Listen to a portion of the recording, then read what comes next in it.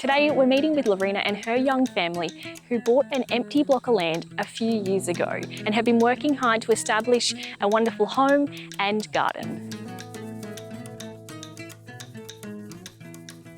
Thank you so much for having us here today, Lareina. I want to know, how long have you been here and how has this changed since you moved in? We started here in about 2016, at the end of 2016. We still had our property at Burringbar, and so we just started with like some fencing and we started building a very small shed house. And then we moved in around April 2017. And this whole place was just a paddock, wasn't it? Yeah, so it was just an overgrown paddock. There was no livestock over here, so it was just quite weedy. And it just had like the front kind of fence along the road. And that's about it. That's pretty much all that was here. And what is it like having to move to a block that has absolutely nothing? I assume maybe no power, no water? No power, no water. Yeah.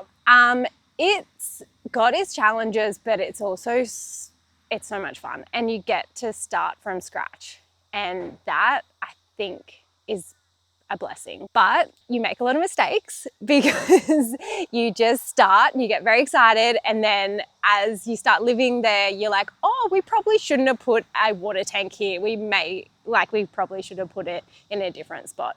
So you do make mistakes and you learn, yeah, but that is all part of it. We had to get a couple of water tanks, we had to get the power hooked up, but we were lucky that we're close to the road and there's a power box there, so it wasn't too expensive.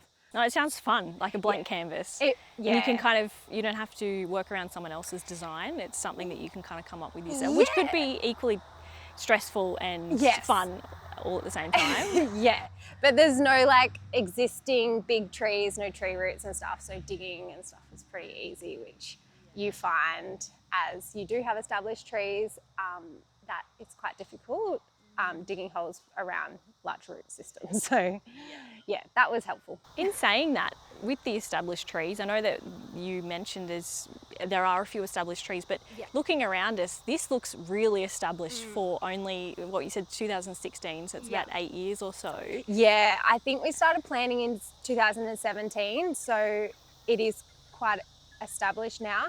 A main reason for that is like, the different size trees and the eucalypts are like such fast growing, and our soil, we're really lucky, it's amazing here.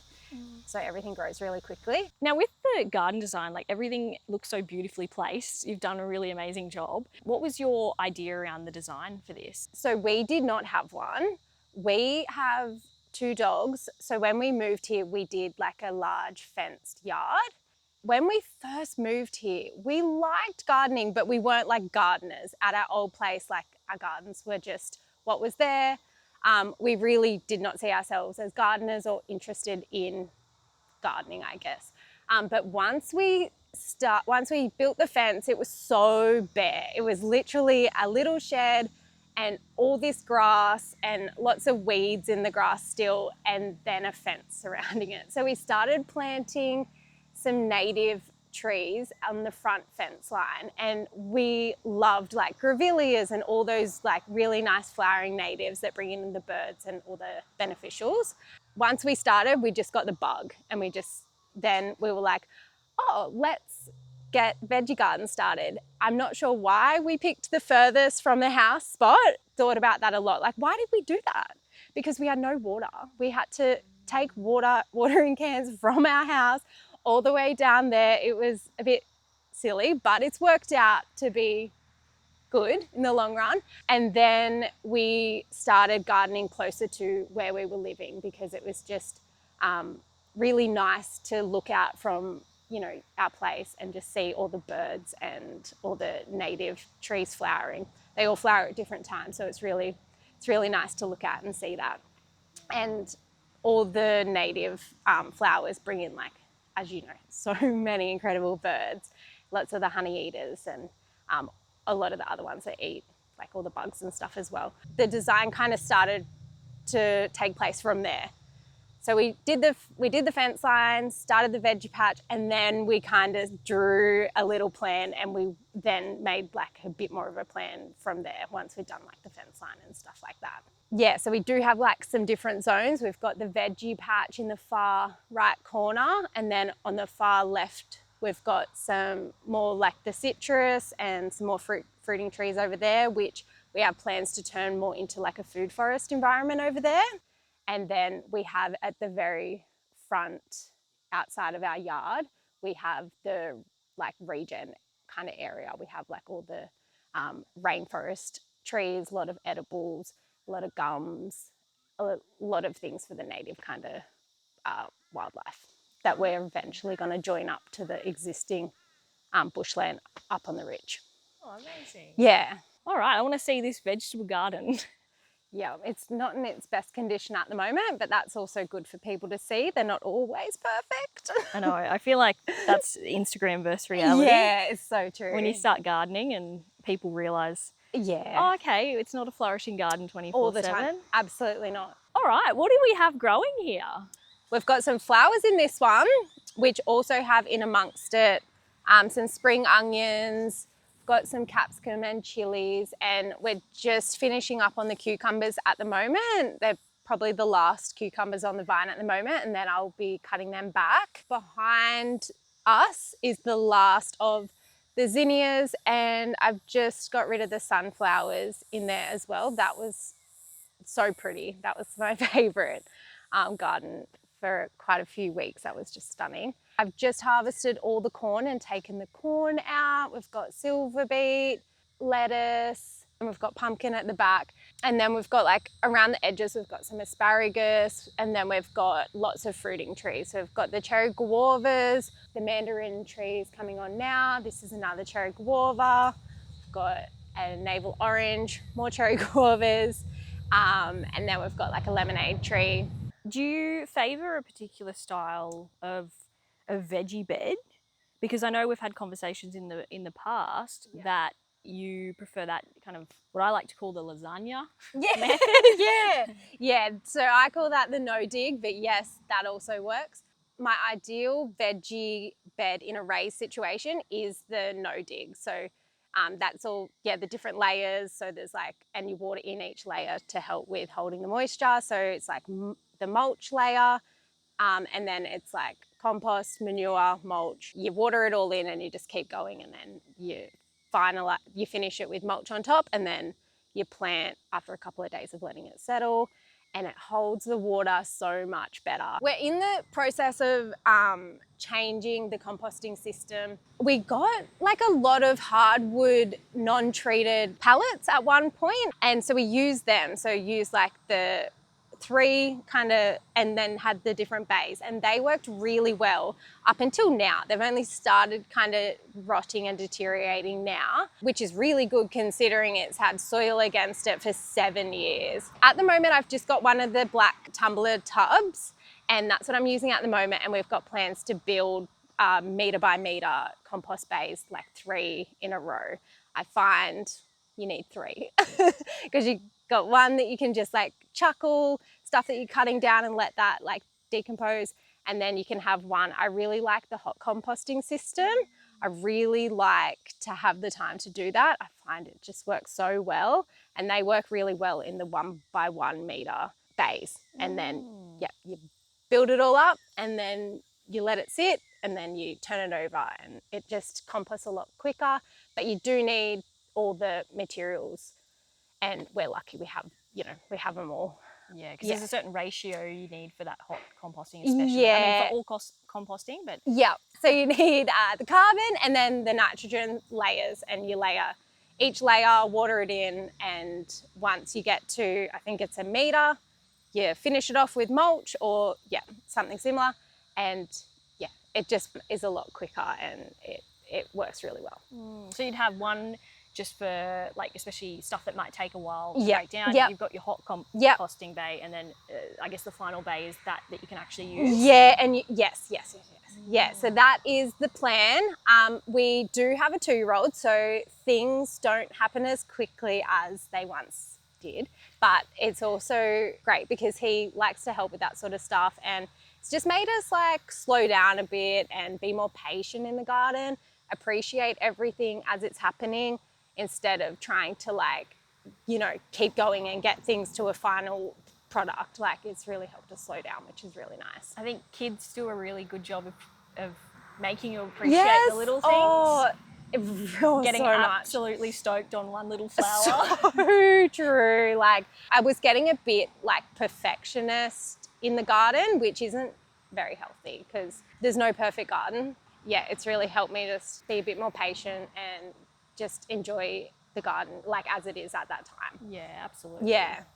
And I see you've got some PVC pipe here with some holes in it. Yep. Can you talk to us about that? Oh, these look pretty. No. So they're what most people I think call them worm hotels. They are obviously dug into the veggie bed. You can put scraps in it. If you're pruning and stuff, you just chuck it in. The worms will come in and out of the holes and help with aeration. And you want worms in all your gardens to help with that. So feed them, aeration, and they'll multiply. They'll do the rest. Yeah. All right, we're now in the little orchard. Yeah. What have we got growing here? So this is a mulberry. We've got two mulberry varieties. We've got the purple one. This one's purple. We also have a white variety, which was in the veggie garden.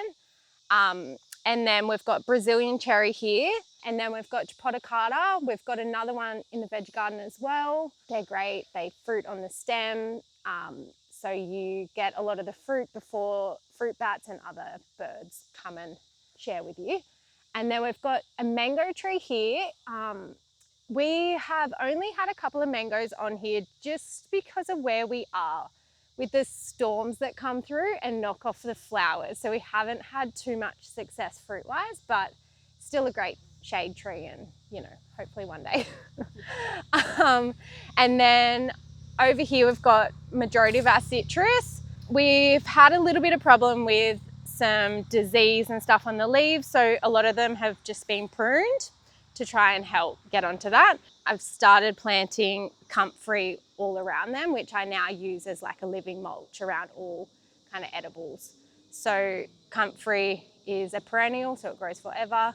Its flowers are really beneficial for a lot of insects, and also, yeah, it just stops weeds coming up, and it helps with biodiversity. We've got a tropical apple here that we've just pruned as well.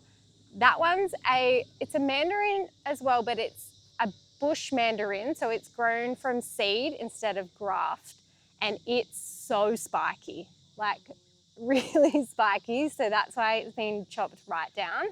And this one's a pomelo. If you haven't seen a pomelo before, it's about this big. Wow. They're so big, kind of like a grapefruit. That's what it looks like when you cut it open. Here, this is probably one of my favourite trees ever. This is a small leaf tamarind. It's fruited for the first time. I wish there was some on the ground. They've been dropping every day for you to try. It is so sour. It is really? So tart, but it's also really pretty.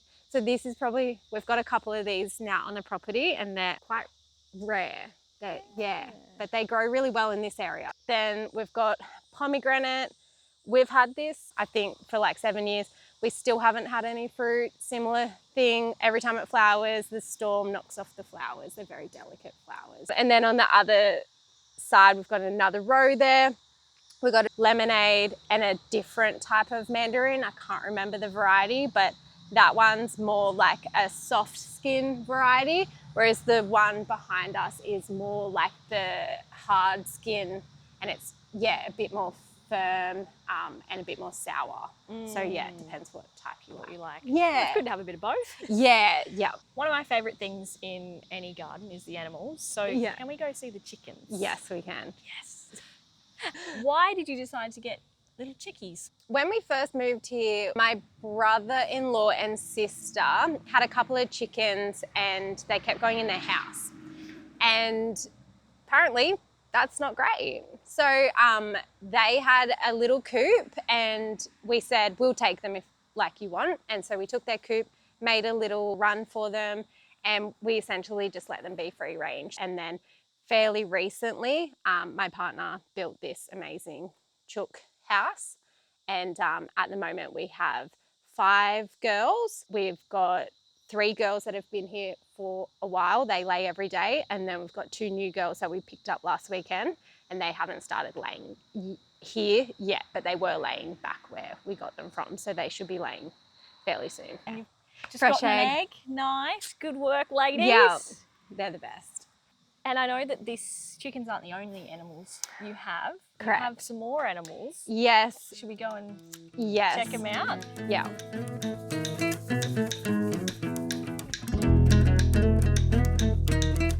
So how did you come about getting these animals? So we only recently got these animals. These sheep are rescue sheep from down south, and these calves we literally got last week. They're potty calves, so they, for some reason, couldn't feed from their mother, so whether their mother passed away or other unknown reasons.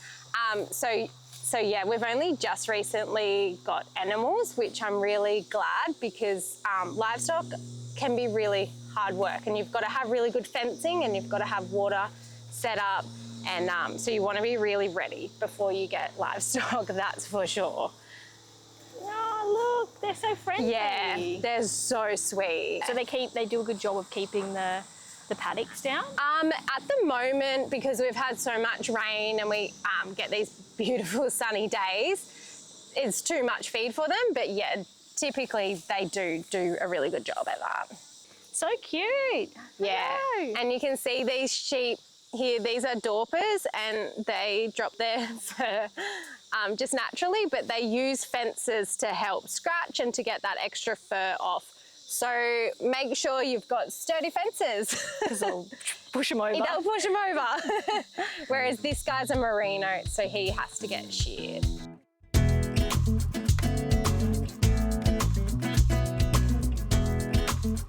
Orica's here to tell us what's the next big project coming up.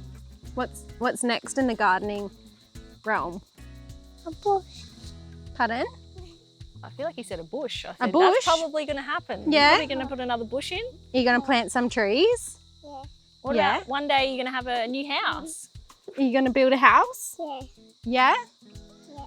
So next major thing is we're going to build a house up on the hill, and that will come with lots of planting. So the first part of that will be getting the driveway done, and once we know where the driveway will be and all the excavation has been completed, we'll be planting out a whole hillside with native bushland. So that will be the next thing, and that will be a massive project. Well, thank you both, all of you, for having us. Oh, I really appreciate you showing us around, and it's crazy what has happened in such a short time, really. Yep. You'll have to come back in a couple of years and see what's changed. Especially when the house is built. Yes. Yeah, that'll be very different, won't it?